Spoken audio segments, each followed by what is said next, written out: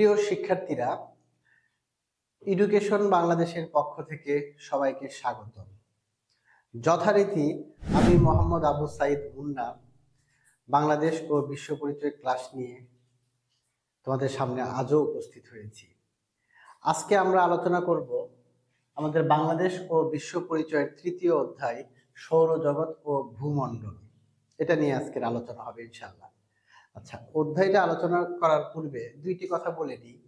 আমাদের অনেকেরই এই অধ্যায় নিয়ে অনেক সমস্যা থাকে, কারণ অধ্যায়টা একটু অন্যান্য অধ্যায়ের থেকে কিছুটা হলেও জটিল, কিছুটা বেশি ইনফরমেশন আছে, কিছুটা অঙ্ক আছে, যে কারণে আমরা অনেকেই এই অধ্যায়টা স্কিপ করার চেষ্টা করি। আর আমি বলি যে এই অধ্যায়টা থেকে কোশ্চেন আসলে, এবং আসে, অধ্যায়টা থেকে কোশ্চেন যথারীতি প্রত্যেক বছরই কম বেশি আসে। তো এখান থেকে কোশ্চেন আসলে অবশ্যই তোমরা করার চেষ্টা করবে। কি কারণে সেটার ব্যাখ্যাটাও আমি দিয়ে দিচ্ছি। আসলে বাংলাদেশ ও বিশ্ব পরিচয় সাবজেক্টে কিন্তু আমাদের অনেক বেশি লিখতে হয়। ফিজিক্স, কেমিস্ট্রি, ম্যাথ বা আদার্স অন্যান্য সাবজেক্টের তুলনায় আমার মনে হয় সবচেয়ে বেশি লেখার আছে কিন্তু এই সাবজেক্টেই। এবং পরীক্ষা দিয়ে বের হওয়ার পরে বেশিরভাগ স্টুডেন্ট একটা মন্তব্য করে যে স্যার, আর যদি 5টা মিনিট বেশি হাতে পেতাম তাইলে কমপ্লিট করে আসতে পারতাম। কেউ বলে স্যার 6-7 মিনিট, বা ঘ অ্যান্সার করতে পারিনি, বা লাস্ট সৃজনশীলটা কোনো মতে শেষ করে ফেলছি। তো এখান থেকে বোঝা যায় যে পরীক্ষা শেষ করার পরে যদি আমার হাতে আরো 5 মিনিট সময় থাকতো তাহলে হয়তোবা আমি ফুলফিল করে আসতে পারতাম। তো এই চ্যাপ্টার এমন একটা চ্যাপ্টার যেখান থেকে সৃজনশীলের অ্যান্সার করলে আমাদের হাতে ওই 5 মিনিটটা সেভ থাকে। কিভাবে সেভ থাকে? অন্যান্য অধ্যায়ে যেমন অনেক বড়, অনেক বেশি কিছু লিখতে হয়, এই অধ্যায় থেকে কিন্তু অনেক কম লিখে ফুল মার্ক পাওয়া যায়। এবং কিছু গাণিতিক টার্ম, গাণিতিক বলতে সেভাবে না, তোমরা জানো কিছু সময়ের অঙ্ক আছে, কিছু রেখা আছে, এখান থেকে সৃজনশীলের অ্যান্সার করলে বেশি লিখতে হয় না, অল্প কথা লিখেই ফুল মার্ক পাওয়া যায়। সো আমি বলি যে এখান থেকে অ্যান্সার করবা, ওই 5-6 মিনিটটা আমাদের সেভ থাকবে, যেটা আমাদের অন্য কাজে লাগবে। হ্যাঁ, তো কেয়ারফুলি এই অধ্যায়টা আমরা পড়বো, এবং এই অধ্যায়টা আমি ডিটেলস আলোচনা করার চেষ্টা করব। শুরুতেই বলে রাখি, অনেক বড় চ্যাপ্টার এবং অনেক বেশি কিছু এর মধ্যে আছে, যে কারণে এই অধ্যায়টা আমি 2টা ক্লাসে শেষ করব ইনশাআল্লাহ। চলে আসো, সৌরজগৎ ও ভূমণ্ডল।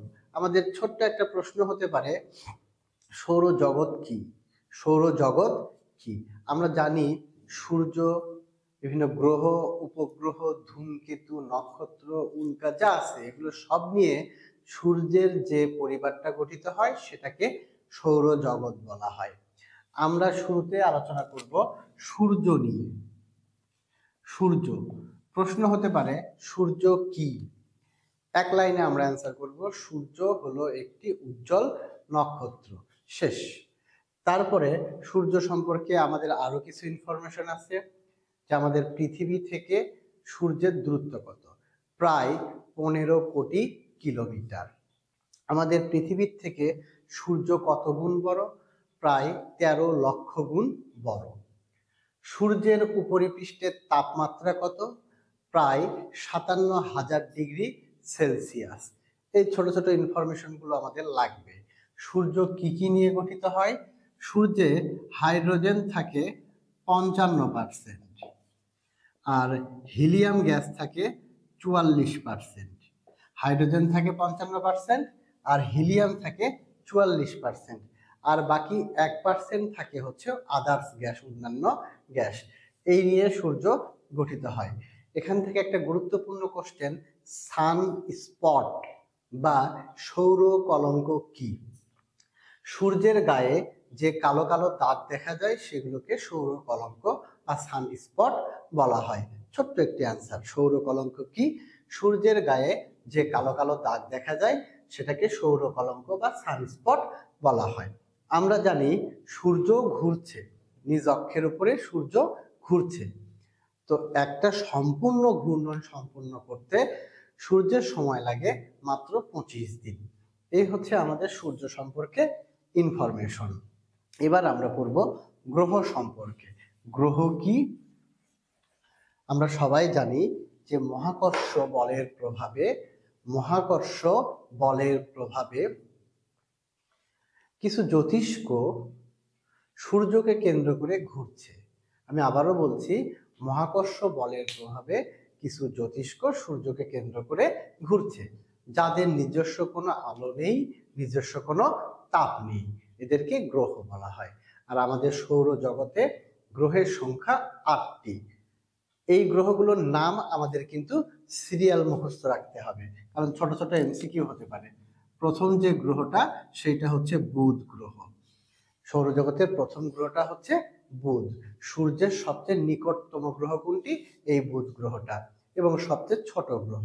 বুধ গ্রহ সম্পর্কে আমাদের বইয়ে বেশ কয়েকটা ইনফরমেশন দেয়া আছে। আমি এর মধ্যে কয়েকটি মার্ক করে তোমাদেরকে বলছি, অ্যাটলিস্ট এই কয়েকটি মনে রাখতে হবে। শুরুতেই বলেছিলাম যে এটি সবচেয়ে ছোট গ্রহ এবং এটি সবচেয়ে উত্তপ্ত একটি গ্রহ। এর ব্যাস কত? এর ব্যাস হচ্ছে 4850 কিলোমিটার। এর ওজন কত? এর ওজন হচ্ছে পৃথিবীর ওজনের 50 ভাগের 3 ভাগ। তাহলে কি কি ইনফরমেশন পেলাম? একটা পেলাম হচ্ছে ব্যাসার্ধ, তারপরে যেটা বললাম সেটা হচ্ছে পৃথিবীর ওজনের 50 ভাগের 3 ভাগ হচ্ছে এর ওজন। এই যে বুধ গ্রহটা, এই বুধ গ্রহটা সূর্যকে কেন্দ্র করে ঘুরে আসতে সময় লাগে মাত্র 88 দিন, এবং এর কোনো উপগ্রহ নেই। এই কয়েকটি ইনফরমেশন তোমরা মনে রাখবে। আমি আরেকবার বলে দিই যে বুধ গ্রহটা সবচেয়ে ছোট গ্রহ, সূর্যের নিকটতম গ্রহ, এর ব্যাসার্ধ হচ্ছে 4850 কিলোমিটার। সূর্যকে কেন্দ্র করে একটা সম্পূর্ণ ঘূর্ণন সম্পন্ন করতে এই বুধ গ্রহের সময় লাগে 88 দিন, এবং এর কোনো উপগ্রহ নেই। এটা হচ্ছে আমরা বুধ গ্রহ সম্পর্কে জানলাম। তারপরে আমরা জানবো শুক্র গ্রহ সম্পর্কে। আমি কিন্তু শুরুতেই বলেছিলাম যে সিরিয়াল তোমরা এই 8টি গ্রহের নাম মনে রাখবে। শুক্র গ্রহটা সৌরজগতের দ্বিতীয় গ্রহ। আচ্ছা, এখান থেকে সবচেয়ে গুরুত্বপূর্ণ ইনফরমেশন হচ্ছে এরকম যে আমরা সন্ধ্যায় সন্ধ্যা তারা দেখি, এবং পূর্ব আকাশে ভোরবেলায় আমরা শুক তারা দেখি। সন্ধ্যা তারাটা পশ্চিম আকাশে দেখা যায়। তাহলে এই যে সন্ধ্যায় আমরা সন্ধ্যা তারা দেখছি, আর ভোরে পূর্ব আকাশে যে শুক তারা দেখছি, এইটা আসলে আমরা শুক্র গ্রহকেই দেখি। আর শুক্র গ্রহ সূর্যকে কেন্দ্র করে ঘুরে আসতে সময় লাগে হচ্ছে 225 দিন।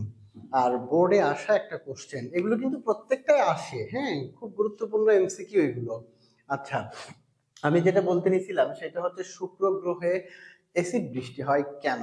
এটা কিন্তু অনুধাবনমূলক একটা গুরুত্বপূর্ণ কোশ্চেন। শুক্র গ্রহে অ্যাসিড বৃষ্টি হয় কেন? আমরা জানি যে শুক্র গ্রহে একটা কি আছে?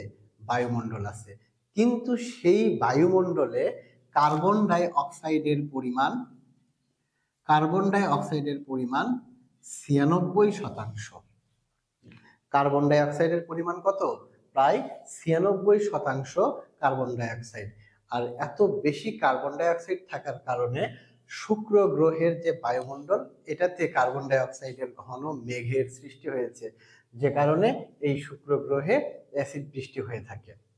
আচ্ছা, আর দুইটা ইনফরমেশন, এই শুক্র গ্রহ এটারও কোনো উপগ্রহ নেই।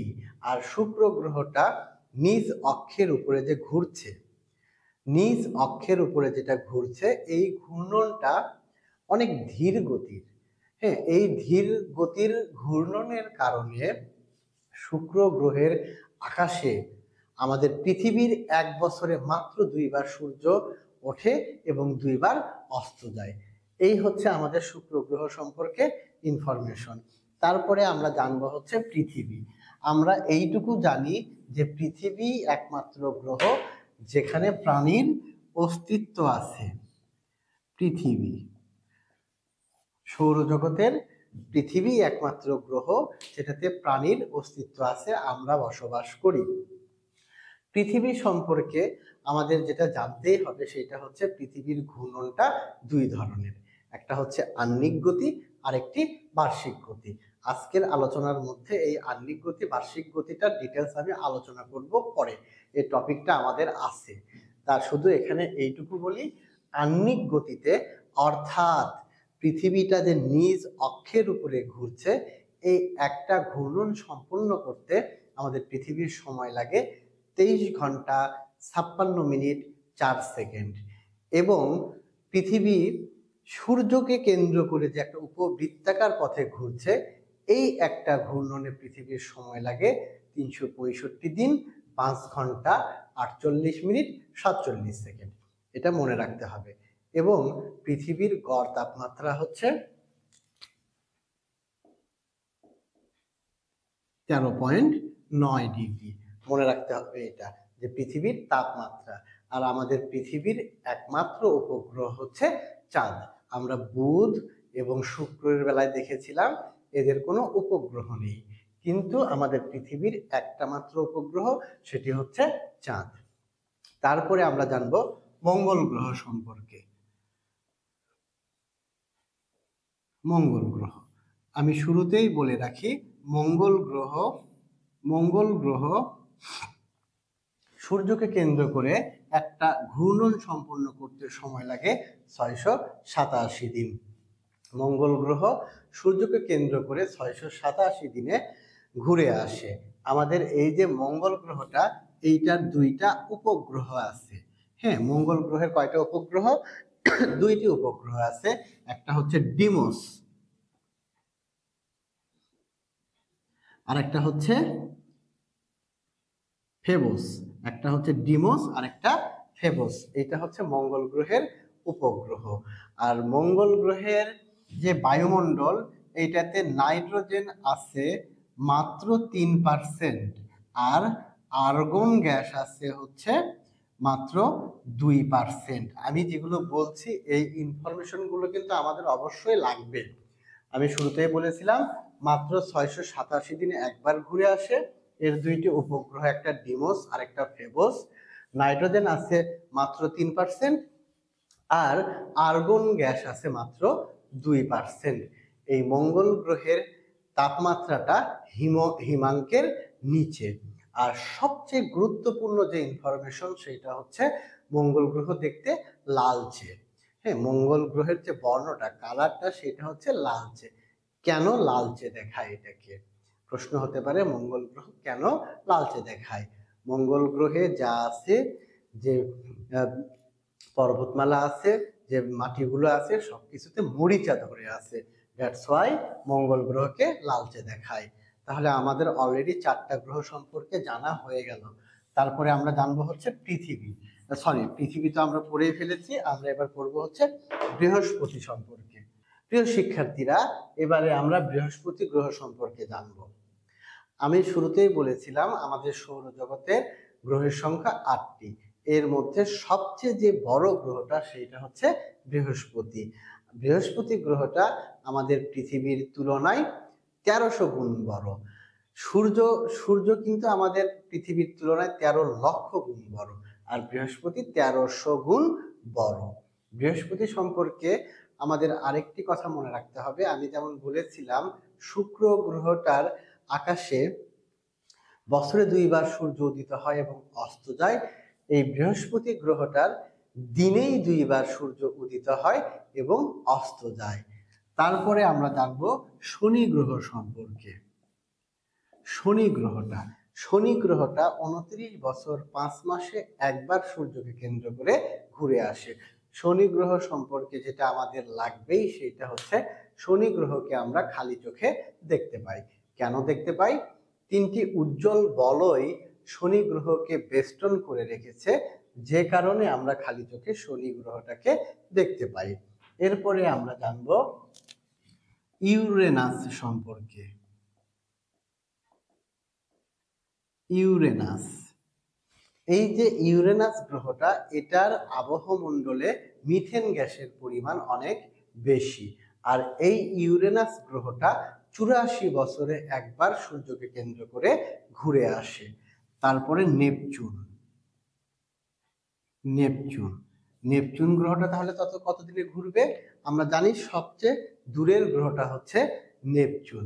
এই নেপচুন গ্রহ 165 বছরে একবার ঘুরে আসে। আর নেপচুন গ্রহটা হচ্ছে নীলাভ বর্ণের। তাহলে প্রিয় শিক্ষার্থীরা, আমরা 8টি গ্রহ সম্পর্কে জেনে ফেললাম। এবার যে প্রশ্নটা আমরা পড়ব, এইটা কিন্তু প্রয়োগমূলকে খুব আসে, যে পৃথিবী গ্রহে জীব বসবাসের কারণ ব্যাখ্যা করো। বা উদ্দীপকে বলা হলো ঠিক এভাবে, আমি একটা উদ্দীপক বানিয়ে দেখাই। মনে করো এটা সূর্য, আর এগুলো হচ্ছে কক্ষপথ, এগুলোতে বিভিন্ন গ্রহ আছে। এখানে বলা হলো এটা এ, আর এখানে বলা হলো বি। এই যে আমাদের একটা সৃজনশীল উদ্দীপক কিন্তু হয়ে গেল এটাই। যেখানে মনে করো কতে কোশ্চেন করা হয়েছে সৌর কলঙ্ক কি, খতে প্রশ্ন করা হলো শুক্র গ্রহে এসিড বৃষ্টি হয় কেন, গতে কোশ্চেন করলাম উদ্দীপকে উল্লেখিত এ ও বি এর মধ্যে সম্পর্ক ব্যাখ্যা করো। তাহলে প্রিয় শিক্ষার্থীরা বলতো, এটা কি? এ হচ্ছে সূর্য, আর বিটা কি? আমরা এবার গুনবো। প্রথম গ্রহটার নাম ছিল হচ্ছে বুধ, পরেরটা ছিল শুক্র, তারপরেরটা পৃথিবী। তাহলে পৃথিবী এবং সূর্যের মধ্যে সম্পর্ক, এটা এবার আমরা ব্যাখ্যা করে ফেলবো। সূর্য সম্পর্কে আমি কি বলেছি, পৃথিবী সম্পর্কে কি বলেছি, এই কথাগুলো লিখবো। আর ঘতে প্রশ্ন করা হলো যে উদ্দীপকের বি গ্রহটি কি জীব বসবাসের উপযোগী, ব্যাখ্যা করো। তাহলে আমরা কিভাবে উত্তরটা শুরু করব? উদ্দীপকের বি গ্রহটি হলো পৃথিবী, আর পৃথিবী গ্রহতে জীব বসবাস করে কেন, এবার আমি ব্যাখ্যা করছি। আমি আশা করি তোমরা উদ্দীপকটি বুঝতে পেরেছ, এবং সবচেয়ে গুরুত্বপূর্ণ যে প্রশ্নটা সেটাই কিন্তু আমি এবার বলছি। আর এই সৌরজগতের এই জায়গাগুলো থেকে সাধারণত প্রশ্ন কিন্তু হয়। তো চলে আসো, পৃথিবীতে জীব বসবাসের পিছনে কারণ কি। দেখো, আমাদের পৃথিবীতে একটা বায়ুমণ্ডল আছে, আমরা জানি। এই বায়ুমণ্ডলটার কারণেই মূলত পৃথিবীতে জীব বসবাস করতে পারে। আমাদের বায়ুমণ্ডলে সবচেয়ে বেশি পরিমাণে কি আছে বলতে পারবে কেউ? হয়তো অনেকের মনেই আসবে হচ্ছে অক্সিজেনের পরিমাণ সবচেয়ে বেশি। না, কিন্তু আমাদের পৃথিবীতে যে বায়ুমণ্ডলটা আছে এখানে নাইট্রোজেনের পরিমাণ সবচেয়ে বেশি, তারপরে আছে হচ্ছে অক্সিজেন। তাহলে এই কথাটা আমরা লিখবো যে আমাদের পৃথিবীর বায়ুমণ্ডলে নাইট্রোজেন এবং অক্সিজেনের আধিক্যের কারণে এখানে জীব বসবাস করে।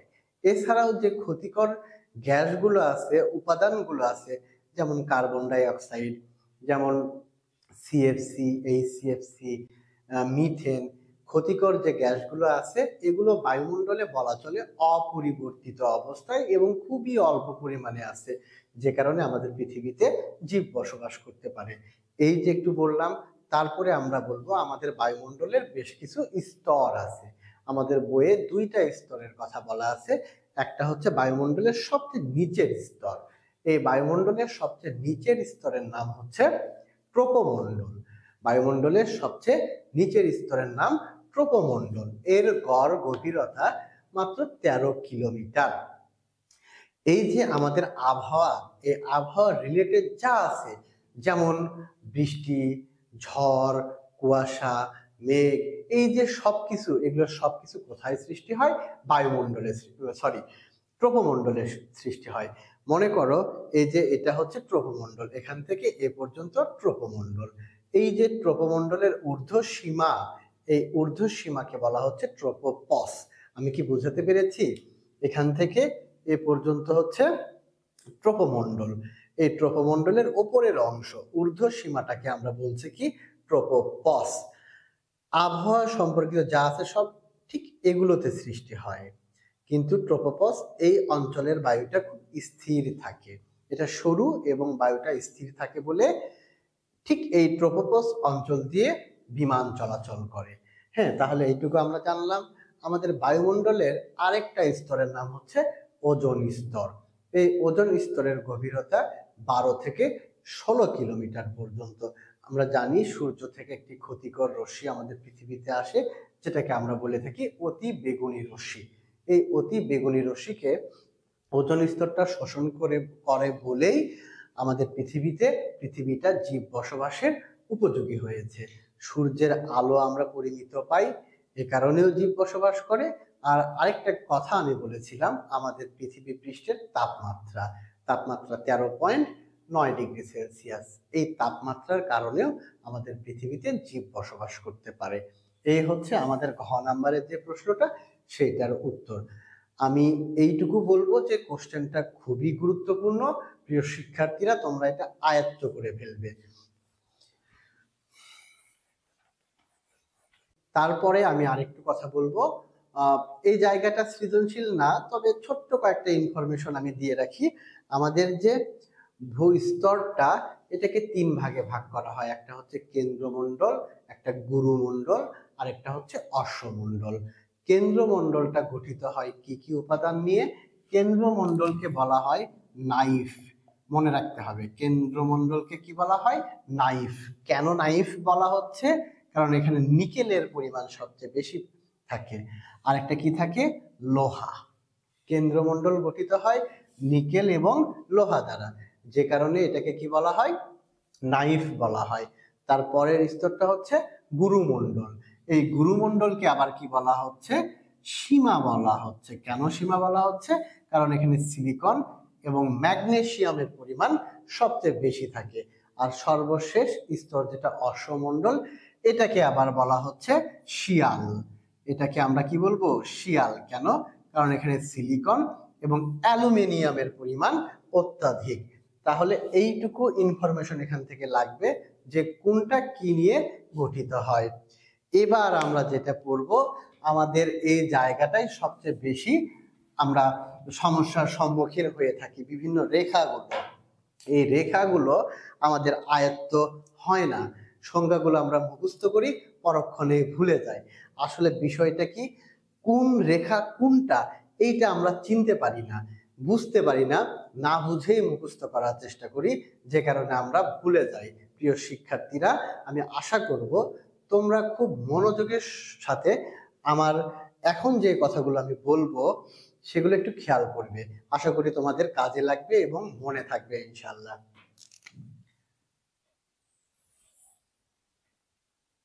এটা হচ্ছে আমাদের পৃথিবী। এটা পৃথিবী, আমি শুরুতেই বলছি এটা পৃথিবী। এবং কোনটা পূর্ব, পশ্চিম, উত্তর, দক্ষিণ সেটা আমরা একটু চিনে ফেলি। যে কোনো মানচিত্র, সেটা পৃথিবী হোক আর যে কোনো মানচিত্র হোক, তুমি যেদিকে হয়ে হাতে নাও না কেন, সব সময় মনে রাখবে সেই মানচিত্রের উপরের দিকটা হবে উত্তর। তাহলে এই মানচিত্রের উপরের দিকটাকে আমরা কি বলবো? উত্তর। ওটা যদি উত্তর হয় তাহলে নিচের দিককে আমরা বলবো দক্ষিণ। তোমার হাতের ডান দিক হবে পূর্ব আর বাম দিক হবে পশ্চিম। সব সময় মনে রাখবে আমার এই কথাটুকু, তাহলে আর দিক চিনতে কখনোই অসুবিধা হবে না। আমি আবার বলছি, যে কোনো মানচিত্রের উপরের দিককে আমরা বলবো উত্তর, নিচের দিককে আমরা বলবো হচ্ছে দক্ষিণ। তোমার হাতের ডান দিককে বলবো পূর্ব, বাম দিককে বলবো পশ্চিম। এইটুকু মনে থাকবে। তাহলে চলে আসো, এই যে আমি রেখাটা আঁকলাম, এটা পৃথিবীর কেন্দ্র। এই পৃথিবীর কেন্দ্র দিয়ে উত্তর থেকে দক্ষিণ, আমি শুরুতেই বলেছিলাম উপরের দিকটা উত্তর, নিচেরটা দক্ষিণ। এবার তুমি নিজেই বলো তাহলে এই রেখাটা আমি কোন দিক থেকে কোন দিকে এঁকেছি? উত্তর থেকে দক্ষিণে। তাহলে সংজ্ঞাতে আমরা কি বলবো? পৃথিবীর কেন্দ্র দিয়ে উত্তর দক্ষিণে, পৃথিবীর কেন্দ্র দিয়ে উত্তর দক্ষিণে যে রেখাটা কল্পনা করা হয় সেটিকে বলা হয় অক্ষ। পৃথিবীর কেন্দ্র দিয়ে উত্তর দক্ষিণে যে রেখাটি কল্পনা করা হয় সেটিকে আমরা বলবো অক্ষ। এই অক্ষের উত্তর প্রান্তকে বলা হয় উত্তর মেরু বা সুমেরু। আমি আবারও বলছি, এই অক্ষের উত্তর প্রান্তটাকে আমরা বলবো কি? উত্তর মেরু বা সুমেরু। আর দক্ষিণ প্রান্তকে আমরা বলবো দক্ষিণ মেরু বা কুমেরু। তারপরে আমরা আরো কয়েকটা আমরা পড়ব। এই যে এই ধরনের আমি কিছু রেখা আঁকছি, একটু খেয়াল করো, এগুলোকে বলা হয় অক্ষরেখা। এগুলোকে কি বলা হয়? অক্ষরেখা। তাহলে অক্ষরেখা আমরা কাকে বলবো? একটু খেয়াল করো, আমি এই রেখাগুলো কোন দিকে এঁকেছি? তোমরা হয়তো বলবে স্যার আপনি পশ্চিম থেকে পূর্বে এঁকেছেন। ওটাই পূর্ব পশ্চিম বা পশ্চিম পূর্ব আমরা লিখেছি।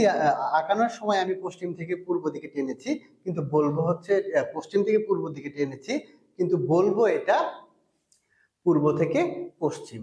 তাহলে এই রেখাটার নাম অক্ষ, আর এগুলোর নাম হচ্ছে অক্ষরেখা। অক্ষরেখা আমরা কাকে বলছি? একটু খেয়াল করো, পৃথিবীর কোন স্থানের অবস্থান নির্ণয় করার জন্য, পৃথিবীর কোন স্থানের অবস্থান নির্ণয় করার জন্য পূর্ব পশ্চিমে কতগুলো রেখা কল্পনা করা হয়, এগুলোকে বলা হয় অক্ষরেখা। আমি এতক্ষণ যা বলেছি আরেকবার বলি। পৃথিবীর কেন্দ্র দিয়ে উত্তর দক্ষিণে যে রেখা কল্পনা করা হয় সেটিকে অক্ষ বলা হয়। এই অক্ষের উত্তর প্রান্তকে উত্তর মেরু বা সুমেরু বলা হয়, আর দক্ষিণ প্রান্তকে দক্ষিণ মেরু বা কুমেরু বলা হয়। তারপর পৃথিবীর অবস্থান নির্ণয় করার জন্য, পৃথিবীর কোন স্থানের অবস্থান নির্ণয় করার জন্য পূর্ব পশ্চিমে কতগুলো রেখা কল্পনা করা হয়েছে, এগুলোকে বলা হয় অক্ষরেখা। আচ্ছা, এই যে অক্ষরেখা অনেক আছে, আমাদের বইয়ে 4টি অক্ষরেখার কথা বলা আছে, একটু খেয়াল করবে।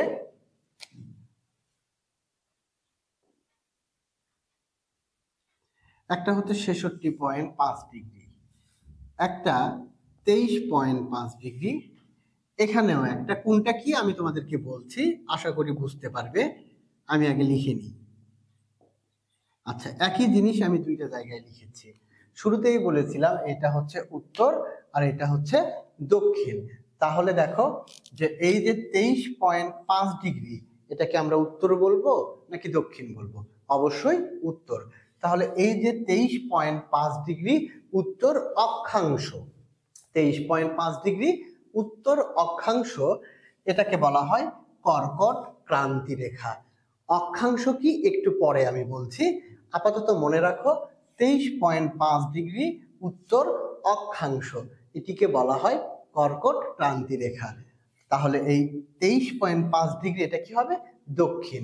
এই 23.5 ডিগ্রি দক্ষিণ অক্ষাংশকে আমরা বলবো মকর ক্রান্তি রেখা। 23.5 ডিগ্রি উত্তর অক্ষাংশকে কর্কট ক্রান্তি বলা হয়, আর 23.5 ডিগ্রি দক্ষিণ অক্ষাংশকে মকর ক্রান্তি বলা হয়। 66.5 ডিগ্রি উত্তর অক্ষাংশকে সুমেরু বৃত্ত বলা হয়, আর 66.5 ডিগ্রি দক্ষিণ অক্ষাংশকে কুমেরু বৃত্ত বলা হয়। আচ্ছা, তাহলে এ পর্যন্ত আমরা বুঝতে পেরেছি। তারপর একটু খেয়াল করো, আমি আরেকটি রেখা বলবো। এটির নাম কি বলেছিলাম? উত্তর মেরু, আর এটিকে বলেছিলাম দক্ষিণ মেরু। এই উত্তর মেরু থেকে এবং দক্ষিণ মেরু থেকে সমান দূরত্বে, আমি আবার বলছি, উত্তর মেরু এবং দক্ষিণ মেরু থেকে সমান দূরত্বে পৃথিবীকে বেষ্টন করে অর্থাৎ ঘিরে, পৃথিবীকে ঘিরে যে রেখাটি কল্পনা করা হয়, খেয়াল করো, উত্তর মেরু থেকে যে দূরত্বটা হবে দক্ষিণ মেরু থেকেও সেই দূরত্বটাই হবে। এই দূরত্বে পৃথিবীকে বেষ্টন করে, বলতো এটা কোন দিক থেকে কোন দিকে? পূর্ব থেকে পশ্চিমে। আমি শুরুতে দিক চিনিয়ে দিয়েছি কিন্তু। তাহলে কি বলছি? উত্তর মেরু দক্ষিণ মেরু থেকে সমান দূরত্বে পৃথিবীকে ঘিরে পূর্ব পশ্চিমে যে রেখাটা কল্পনা করা হয়েছে এটিকে বলা হয় বিষুব রেখা বা নিরক্ষরেখা। এই বিষুব রেখা বা নিরক্ষরেখা পৃথিবীকে কয়টি অংশে ভাগ করেছে? 2টি অংশ। এটার উপরের অংশকে আমরা বলবো উত্তর গোলার্ধ এবং নিচের অংশকে বলবো আমরা দক্ষিণ গোলার্ধ। এখন বলতো, এই যে নিরক্ষরেখাটা আমি এঁকেছি, এই নিরক্ষরেখাটা দেখতে কেমন? তোমরা হয়তো বলবে যে স্যার এটা দেখতে অনেকটা চোখ আকৃতির বা মাকু আকৃতির। হ্যাঁ, ওইটাই কিন্তু মনে হচ্ছে, কিন্তু তোমরা যদি এটাকে 3D পিকচার কল্পনা করো তাহলে কিন্তু আমরা দেখবো এই রেখাটা বৃত্তাকার।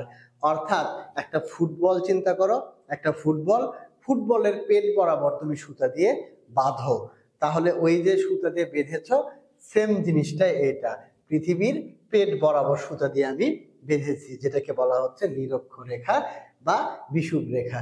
পৃথিবীকে 2টা অংশে ভাগ করেছে, উপরে উত্তর গোলার্ধ, নিচে দক্ষিণ গোলার্ধ। তাহলে নিরক্ষরেখাকে আমরা নিরক্ষ বৃত্তও বলতে পারি, যে কারণ এটা দেখতে বৃত্তাকার। তারপরে আমি এখানে বলেছিলাম 23.5 ডিগ্রি উত্তর অক্ষাংশ। অক্ষাংশ কি? এটা কিন্তু একটা গুরুত্বপূর্ণ প্রশ্ন। অক্ষাংশ কি বলবো আমরা? এই রেখাটার নাম যেন কি? নিরক্ষরেখা, তাই না? এই নিরক্ষরেখা থেকে উত্তরে বা নিরক্ষরেখা থেকে দক্ষিণে যে কোনো স্থানের কৌণিক দূরত্বকে কি বলা হয়? নিরক্ষরেখা থেকে উত্তরে বা নিরক্ষরেখা থেকে দক্ষিণে যে কোনো স্থানের কৌণিক দূরত্বকে বলা হয় অক্ষাংশ। সর্বোচ্চ অক্ষাংশের মান কত ডিগ্রি হবে? 90 ডিগ্রি। সর্বোচ্চ অক্ষাংশের মান কত ডিগ্রি? 90 ডিগ্রি। এই 90 ডিগ্রিকে আমরা তিনটি ভাগে ভাগ করব, 0 থেকে 30 ডিগ্রি, 30 ডিগ্রি থেকে 60 ডিগ্রি এবং 60 ডিগ্রি থেকে 90 ডিগ্রি। এই 0 থেকে 30-কে আমরা বলবো নিম্ন অক্ষাংশ, 30 থেকে 60-কে বলবো আমরা মধ্য অক্ষাংশ এবং 60 থেকে 90-কে আমরা বলবো উচ্চ অক্ষাংশ। প্রিয় শিক্ষার্থীরা, আমি আশা করছি তোমরা খুব ভালোভাবে বিষয়টা বুঝতে পারছো। আচ্ছা, তারপরে আরেকটি গুরুত্বপূর্ণ সংজ্ঞা আমাদের আছে, দ্রাঘিমা রেখা। তোমরা বলতে পারবে দ্রাঘিমা রেখার সাহায্যে কি নির্ণয় করা হয়? দ্রাঘিমা রেখার সাহায্যে সময় নির্ণয় করা হয়, যেটা দিয়ে আমরা পরবর্তীতে কিন্তু অঙ্ক করব। তাহলে দ্রাঘিমা রেখা কাকে বলবো? তার আগে বলে নিই যে পৃথিবীর যে কেন্দ্র, এখানে এটা থেকে বৃত্ত, তাই না? এর পরিধিটা কত? 360 ডিগ্রি, এটা আমরা জানি। এই চিহ্নটার নাম কি? ডিগ্রি। এটার নাম কি? মিনিট। এবং এটার নাম হচ্ছে সেকেন্ড। তাহলে এই যে নিরক্ষরেখাটা, এই নিরক্ষরেখাকে ডিগ্রি, মিনিট, সেকেন্ডে, তোমরা আবার ভেবো না যে আমি 3টা দাগ দিয়েছি মানে ডিগ্রি, মিনিট, সেকেন্ড, তা না, এগুলো আরো আছে। আমার জায়গাটা ছোট বলে 3টা হয়ে শেষ, আরো অনেক বেশি কিন্তু। তাহলে আমি আগে আঁকায়ে নিই। এই যে নিরক্ষরেখাটা, এই নিরক্ষরেখাকে ডিগ্রি, মিনিট এবং সেকেন্ডে ভাগ করে, নিরক্ষরেখাকে ডিগ্রি, মিনিট এবং সেকেন্ডে ভাগ করে প্রত্যেক ভাগ বিন্দুর উপর দিয়ে উত্তর থেকে দক্ষিণে কতগুলো রেখা কল্পনা করা হয়েছে। আমি আবারও বলছি, নিরক্ষরেখাকে ডিগ্রি, মিনিট এবং সেকেন্ডে ভাগ করে প্রত্যেক ভাগ বিন্দুকে, নিরক্ষরেখাকে ডিগ্রি, মিনিট, সেকেন্ডে ভাগ করলাম, করার পরে প্রত্যেক ভাগ বিন্দুর উপর দিয়ে উত্তর থেকে দক্ষিণে কতগুলো রেখা কল্পনা করেছি, এগুলোকে বলছি আমরা দ্রাঘিমা রেখা। আর সর্বোচ্চ দ্রাঘিমা রেখার মান হবে কত ডিগ্রি? 180 ডিগ্রি। ঠিক আছে? তাহলে এই যে সংজ্ঞাগুলো আমরা জানলাম, আরো কয়েকটা সংজ্ঞা আছে, আমি বলছি, একটু মনে রাখার চেষ্টা করতে হবে। মারুফ, 1 সেকেন্ড, হচ্ছে তো? ঠিক আছে, এখানে একটা ছবি ওঠানো, একটা চিত্র আঁকাইছি। ঠিক আছে, কথা তারপর থেকে আমি বলছি, আবার বলছি যে একটা ছবি আঁকাইছি, তো সেই জন্য বললাম। হ্যাঁ, আচ্ছা, এমনিতেই বলতেছি একটা ছবি তুললে জিনিসটা সুন্দর লাগবে, আমি তো পরিশ্রম করতেছি, ফেসবুকে দিবনি। আচ্ছা, একটু সুন্দর করে ছবি উঠাও। ঠিক আছে ভাই, আপনি চালান, আমি তুলে দিচ্ছি কয়েকটা। আচ্ছা, তাহলে এখান থেকে আমরা বেশ কয়েকটি সংজ্ঞা অলরেডি আমরা পড়ে ফেলেছি।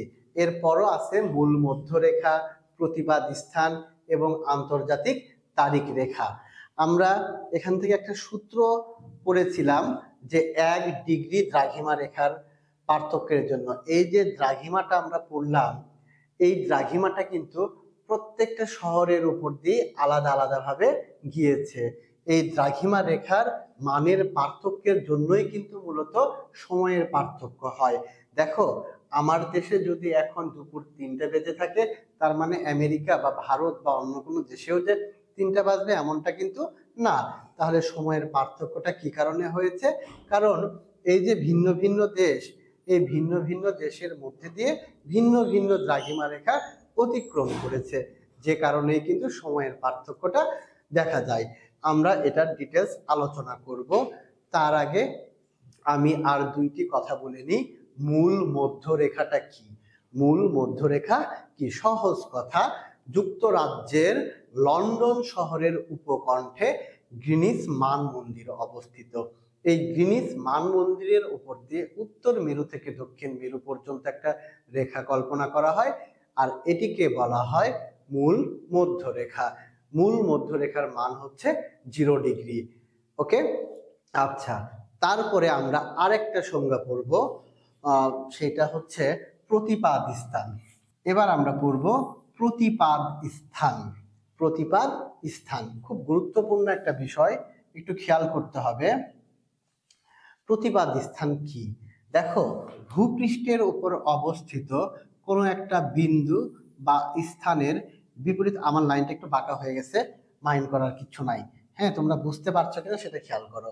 হ্যাঁ, কি বললাম, ভূপৃষ্ঠের ওপর অবস্থিত কোনো বিন্দুর ঠিক বিপরীত বিন্দু বা স্থানকে সেই স্থানের প্রতিপাদ স্থান বলা হয়। আমি আবার বলছি, ভূপৃষ্ঠের উপর অবস্থিত কোনো একটা বিন্দুর বিপরীত বিন্দুটাকে বলছি আমরা প্রতিপাদ স্থান।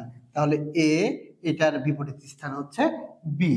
যদি সি বলো তাহলে কি হবে, এই যে এটা সি, এটা তাহলে এর প্রতিপাদ স্থান হবে। ঠিক আছে, তাহলে আমাদের যে ঢাকা শহর, এই ঢাকা শহরের প্রতিপাদ স্থান কোথায়? ঢাকা শহরের প্রতিপাদ স্থান হচ্ছে চিলির নিকট অবস্থিত যে প্রশান্ত মহাসাগর, সেটি হচ্ছে আমাদের প্রতিপাদ স্থান। এই সংজ্ঞাটা মনে রাখতে হবে। ঢাকার প্রতিপাদ স্থান চিলি, এটা মনে রাখতে হবে। আর একটি বিষয় আছে এখানে, এবার তোমরা একটু খেয়াল করবে। মনে করো যে এখানকার অক্ষাংশ 30 ডিগ্রি উত্তর। প্রশ্নে বলা হয়েছে এ স্থানের অক্ষাংশ কত? 30 ডিগ্রি উত্তর। তাহলে এর প্রতিপাদ স্থানের অক্ষাংশ কত হবে? এর প্রতিপাদ স্থানের অক্ষাংশ হচ্ছে 30 ডিগ্রি দক্ষিণ। তোমরা আবার ভেবো না যে এইদিকে তো উত্তর দক্ষিণ হয় না, আমি আঁকিয়েছি সেই সাপেক্ষেই আমি বলে ফেললাম যে যদি কোনো স্থানের অক্ষাংশ 30 ডিগ্রি উত্তর থাকে, অবশ্যই তার প্রতিপাদ স্থানের অক্ষাংশটাও 30 ডিগ্রি হবে, শুধু দক্ষিণ হয়ে যাবে।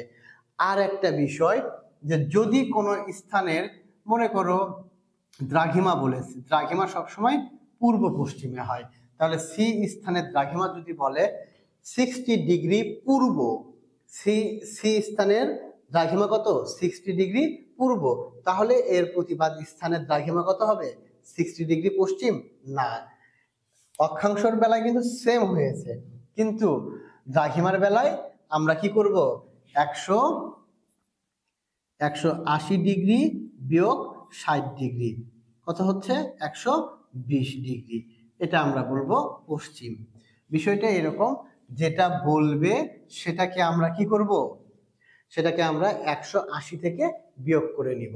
অর্থাৎ এখানে যদি থাকতো সি, এখানকার দ্রাঘিমা 80 ডিগ্রি পূর্ব, তাহলে এর প্রতিপাদ স্থানেরটা আমরা কি বলতাম? এর প্রতিপাদ স্থানেরটা আমরা বলতাম হচ্ছে 100 ডিগ্রি, অর্থাৎ বিয়োগ করে নিতাম আমরা 180 থেকে। তাহলে ঢাকার প্রতিপাদ স্থান কত? ঢাকার দ্রাঘিমা কত? ঢাকার দ্রাঘিমা হচ্ছে 90 ডিগ্রি পূর্ব। ঢাকার দ্রাঘিমা কত? 90 ডিগ্রি পূর্ব। তাহলে এর প্রতিপাদ স্থান চিলির দ্রাঘিমা কত? এর প্রতিপাদ স্থান চিলির দ্রাঘিমাও কি হবে? 90 ডিগ্রি হবে, কিন্তু সেটা পশ্চিম। কারণ 90-90 কেন হলো? 90-90 180। তাহলে আমরা প্রতিপাদ স্থানটাও পড়ে ফেললাম। আরেকটি সংজ্ঞা আছে আমাদের, সেটি হচ্ছে আন্তর্জাতিক তারিখ রেখা। খুব গুরুত্বপূর্ণ। আন্তর্জাতিক তারিখ রেখাটা কি? আন্তর্জাতিক তারিখ রেখাটা দেখো, আমরা যখন কোনো একটা নির্দিষ্ট স্থান থেকে পূর্ব বা পশ্চিমে দীর্ঘ কোনো পথ অতিক্রম করি, তখন কিন্তু সময়ের বিভ্রান্তির সৃষ্টি হয়। সঙ্গে সঙ্গে কখনো কখনো সপ্তাহের একটি দিন বা একটা স্থানেরও কি হয়? গরমিল হতে পারে। তাহলে আমরা সংজ্ঞাতে কি বলবো? যে কোনো একটা নির্দিষ্ট স্থান থেকে পূর্ব বা পশ্চিম দিকে দীর্ঘ পথ অতিক্রম করলে সময় নিয়ে যে বিভ্রান্তির সৃষ্টি হয়, এটি দূর করার জন্য 180 ডিগ্রি দ্রাঘিমাকে অবলম্বন করে উত্তর দক্ষিণে যে রেখাটা কল্পনা করা হয়েছে সম্পূর্ণ জলভাগের উপর দিয়ে, এটাকে বলা হয় আন্তর্জাতিক তারিখ রেখা। আমি আবারও বলছি, ভ্রমণ করবে কোন দিকে? পূর্ব পশ্চিমে। ঠিক আছে, এটার কারণে তোমার সময় নিয়ে সমস্যার সৃষ্টি হবে। তখন 180 ডিগ্রি দ্রাঘিমাকে অবলম্বন করে ভ্রমণ করেছে পূর্ব পশ্চিম, তাহলে উত্তর দক্ষিণে রেখা টানো। এই উত্তর দক্ষিণে সম্পূর্ণ জলভাগের উপর দিয়ে যে রেখাটা কল্পনা করা হচ্ছে, এটাকে আমরা বলছি আন্তর্জাতিক তারিখ রেখা। এই আন্তর্জাতিক তারিখ রেখাটা কল্পনা করা হয়েছে প্রশান্ত মহাসাগরের উপর দিয়ে। এই হচ্ছে আমাদের সংজ্ঞাগুলো। হ্যাঁ, ছোট ছোট যে রেখাগুলো আমাদের ছিল সেইটি। এবার আমি আসব অঙ্কের কিছু কথাতে। দেখো, আমরা একটা সূত্র পড়েছিলাম, লাইনটা মনে রাখতে হবে। 1 ডিগ্রি দ্রাঘিমা রেখার পার্থক্যের জন্য সময়ের পার্থক্য হয় কতক্ষণ? 4 মিনিট। আমি বলেছিলাম কিন্তু যে দুইটা শহরের মধ্যে দ্রাঘিমার পার্থক্য, যখন পার্থক্য হবে তখন সময়েরও পার্থক্য হবে। তাহলে 1 ডিগ্রি পার্থক্য হবে, সময়ের পার্থক্য হবে কতক্ষণ? 4 মিনিট। তাহলে যদি 4 ডিগ্রির পার্থক্য হয় তাহলে সময়ের পার্থক্য কত হবে? 4 গুণন 4 অর্থাৎ 16 মিনিট। ঠিক আছে কথা? এখন এই লাইনটা কিভাবে আসছে বলতো? এটা কিভাবে আসছে? আমরা কি এটা মুখস্থই করে ফেলছি? এটা কিভাবে আসছে আসলে? 1 ডিগ্রির জন্য কিভাবে 4 মিনিট হয়? দেখো, আমাদের পৃথিবী কেন্দ্রের পরিধি কত ডিগ্রি জানো? 360 ডিগ্রি। ঠিক আছে, এই 360 ডিগ্রিকে ঘুরে আসতে পৃথিবীর সময় লাগে মোটামুটি কতক্ষণ? 24 ঘন্টা। তাহলে 24 ঘন্টায় কত মিনিট হয়? 1440 মিনিট। তাহলে একটু খেয়াল করো, 360 ডিগ্রি অতিক্রম করতে পৃথিবীর সময় লাগে কতক্ষণ? 1440 মিনিট। অতএব 1 ডিগ্রি অতিক্রম করতে কতক্ষণ সময় লাগে? 1440/360। তাহলে কাটো এবার, এটা থেকে কাটলে 4 মিনিট হয়ে যাবে। এই যে চলে আসছে, 1 ডিগ্রির জন্য কতক্ষণ? 4 মিনিট। এভাবে আমাদের সূত্রটা এসেছে। এবার আমরা অঙ্ক করব। দেখো, আমি একটা অঙ্ক তোমাদেরকে বুঝাই দিব, বাকিগুলো সম্পর্কে এখন তো ডিটেলস অনেকগুলো অঙ্ক করে তোমাদেরকে দেখানো সম্ভব হচ্ছে না। আমি একটা অঙ্ক এবং সিম্পল একটা জিনিসের বলে আরো আনুষঙ্গিক কিছু তোমাদেরকে এখান থেকে ধারণা দিয়ে দিচ্ছি। দেখো, মনে করো এ একটি শহর। বলেছে এ শহরের দ্রাঘিমা 90 ডিগ্রি পূর্ব। বি একটি শহর, এখানকার দ্রাঘিমা হচ্ছে 60 ডিগ্রি পূর্ব। তাহলে এ শহরে যখন সকাল 9টা বাজবে, বি শহরে তখন কয়টা বাজবে? অঙ্কের ধরনটা এমন, এ শহরের দ্রাঘিমা 90 ডিগ্রি, বি শহরের দ্রাঘিমা 60 ডিগ্রি পূর্ব। দুটোতেই পূর্ব আছে, আমি এটার ব্যাখ্যাও করব। এ শহরের সময় বলেছে 9টা, বি শহরে তখন কয়টা বাজবে? সব সময় একটা জিনিস মনে রাখো, বইয়ে কিন্তু এভাবে নেই। হ্যাঁ, আমি যেভাবে একটু বলছি একটু খেয়াল করো। এই লাইনটা সবসময় তোমরা মনে রাখবে, ভাববে এটা হচ্ছে মূল মধ্যরেখা, এটা 0 ডিগ্রি। এখান থেকে ডান দিকে পূর্ব কল্পনা করো, আর এদিকে পশ্চিম কল্পনা করো। সংখ্যা রেখার অঙ্কের বেলায় কিন্তু আমরা দেখেছিলাম এদিকে যত যাব তত আমাদের কি মান বাড়বে, তাই না? এরকম বাড়তে থাকবে। আর এদিকে এই তো হয় বিষয়টা। আচ্ছা, তাহলে এই দিকে যত যাবে, পূর্ব দিকে যত যাবে তত দ্রাঘিমার মান কি হবে? বাড়বে। আর যত দ্রাঘিমার মান বাড়বে তত সময়ের মানও বাড়বে। আচ্ছা, ওটা আরেকটু বুঝতে পারবে, আমি একটু শুরু করি। এই যে আমাদের প্রশ্নটা, আমাদের এখানকার প্রথম কাজ কি হবে? প্রথম কাজ, এই দুইটা শহরে দ্রাঘিমার পার্থক্য বের করব আমরা। দুইটা শহরের দ্রাঘিমার পার্থক্য কত হবে? তাহলে 90 ডিগ্রি বিয়োগ 60 ডিগ্রি সমান 30 ডিগ্রি। অর্থাৎ দুইটা শহরের দ্রাঘিমার পার্থক্য পেয়ে গেলাম আমরা 30 ডিগ্রি। তারপরে আমরা লিখব কি? আমরা জানি 1 ডিগ্রি দ্রাঘিমার জন্য সময়ের পার্থক্য কতক্ষণ হয়? 4 মিনিট। অতএব 30 ডিগ্রির জন্য কত হয়? 30 গুণন 4 সমান 120 মিনিট। অর্থাৎ এ শহর এবং বি শহর, এই দুই শহরের মধ্যে সময়ের পার্থক্য কতক্ষণ হবে? 120 মিনিট, অর্থাৎ 2 ঘন্টা। 2 ঘন্টার ব্যবধান হবে। এখন বি শহরের তাহলে কত হবে? হয় 2 ঘন্টা বেশি হবে, না হলে 2 ঘন্টা কম হবে। এটি আমরা কিভাবে বুঝবো? এবার এদিকে আসো। আমি একটু আগেই বললাম, যত পূর্ব দিকে যাবে ততই দ্রাঘিমার মান বাড়বে, ততই দ্রাঘিমার মান বাড়বে। আর যত দ্রাঘিমার মান বাড়বে তত সময়ের মানও বাড়বে। কথা কি বুঝতে পেরেছো? বলা হলো যত পূর্ব দিকে যাচ্ছ তত দ্রাঘিমার মানটা বাড়তেই থাকবে, আর যত দ্রাঘিমার মান বাড়বে ততই সময়ের মান বাড়বে। তাহলে মনে করো এটা হচ্ছে কত? 60 ডিগ্রি, আর এটা হচ্ছে 90 ডিগ্রি। আচ্ছা, এটা হচ্ছে বি, আর এটা বি, আর এটা হচ্ছে এ। তাহলে চিন্তা করো তো, এই বি থেকে এ কোন দিকে? এদিকে যত যাচ্ছ পূর্ব দিকে, বি থেকে এ পূর্ব দিকে, তাহলে এ থেকে বিটা কোন দিকে? অবশ্যই পশ্চিম দিকে। যত পূর্ব দিকে যাবে দ্রাঘিমা বাড়বে, সময় বাড়বে। আর যেটা পশ্চিম দিকে হবে সেটাতে কি হবে? দ্রাঘিমা কমবে, সময়ের মানটাও কিন্তু কমে যাবে। অর্থাৎ বি শহরের সময়, দ্রাঘিমা যেহেতু কম, সময়টাও কম হবে। তখন আমরা লিখবো কি শেষে? যেহেতু বি শহরটি এ শহর থেকে পশ্চিমে অবস্থিত, যেহেতু বি শহরটি এ শহর থেকে পশ্চিমে অবস্থিত, সুতরাং বি শহরের স্থানীয় সময় কম হবে। অর্থাৎ সকাল 9টা বিয়োগ 2 ঘন্টা সমান সকাল 7টা। বি শহরে সকাল 7টা বাজবে। এই হচ্ছে আমাদের অঙ্কটা। কিন্তু এখানে দুইটা প্রশ্ন, দুইটা আমাদের বইয়ে কিন্তু দুটোই পূর্ব দিয়ে করা আছে। এখন এই দুইটাই যদি পূর্ব না হয়ে পশ্চিম হতো তাহলে আমরা কি করতাম?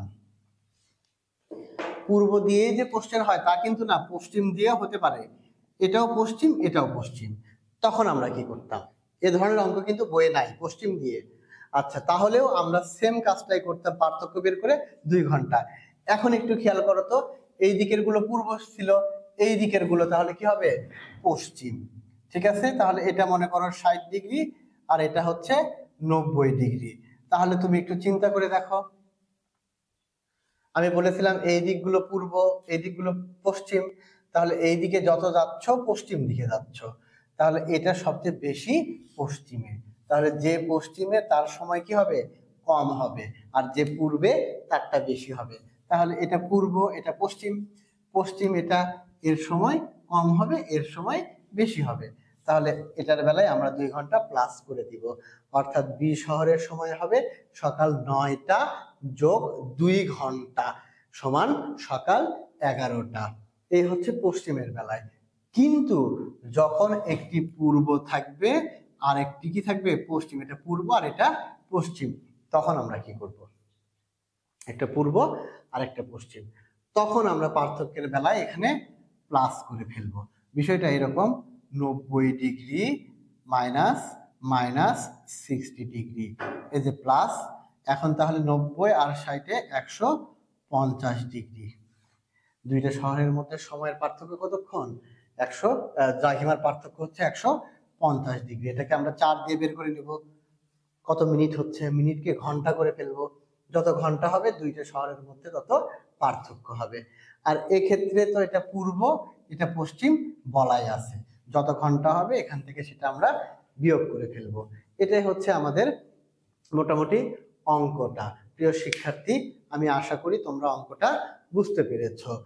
এবং এই জায়গার সঙ্গে ঋতু পরিবর্তন দিয়ে কিন্তু প্রশ্ন করা হয়। ঘতে অঙ্কটা চাওয়া হলো, ঘতে ঋতু পরিবর্তনের ব্যাখ্যাটা চাওয়া হতে পারে। সেক্ষেত্রে আমরা ঋতু পরিবর্তনটাও পড়বো, আমাদের পরবর্তী ক্লাসে আমরা ঋতু পরিবর্তনটা পড়বো। আজকের ক্লাসটা এ পর্যন্তই। আমরা যতটুকু পড়েছি আমি আশা করব তোমরা খুব সুন্দরভাবে এইটুকু বাসায় প্র্যাকটিস করবে।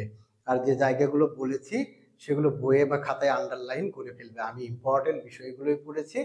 আগামী ক্লাসে এ অধ্যায়ের আরো বাকি যে ইম্পর্টেন্ট বিষয়গুলো আছে সেগুলো নিয়ে তোমাদের সঙ্গে উপস্থিত হব। ততক্ষণ সবাই ভালো থাকো, সুস্থ থাকো। আল্লাহ হাফেজ।